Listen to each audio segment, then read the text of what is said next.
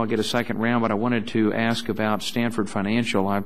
They were in Houston. This guy, Alan Stanford, fooled a lot of people, and his company employed. In fact, Stanford was an SEC and FINRA regulated broker dealer. The certificates of deposit that Stanford sold people were sold to investors by SEC regulated, FINRA licensed, and SIPC member financial advisors. You know, they're all licensed, regulated. There was even SIPC logo on all the correspondence that Stanford sent out, and they had to do that with, of course, they had to have the authority to do so. And my question would be, Mr. Chairman, and I appreciate the time, is that the victims of Stanford were defrauded in the same kind of a Ponzi scheme as the Madoff investors were defrauded. Yet the SEC has extended SIPC coverage to the Madoff investors, and it's the same situation. And you've got people that lost everything, destroyed by this fraud.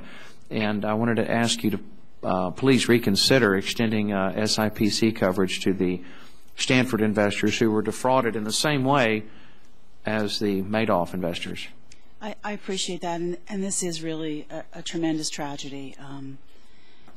I know that, and I know you know as well that CIPC has determined that the SIPA Act doesn't apply with respect to the customers who held the CDs of Stanford Bank, because they were not held at the broker-dealer. They were issued by a bank. They were considered to be a banking product.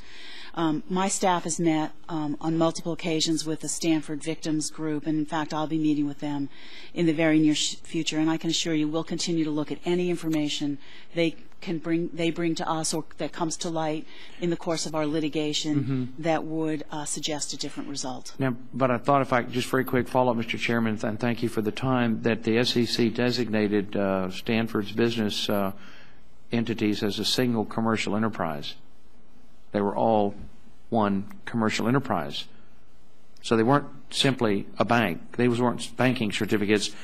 Your agency had designated them as a single commercial enterprise, so therefore it's logical that they would be then extended coverage under the SIPC program. Well, we can certainly continue to have conversations with CIPC about this. I understand the concern that you're raising. Would you revisit it, please? Absolutely. Would you please go back and look at it again? These folks have lost everything. I'd be happy to. I know I'll have another round. Thank you, Mr. Chairman, for the time. Thank you. Thank you. I'm going to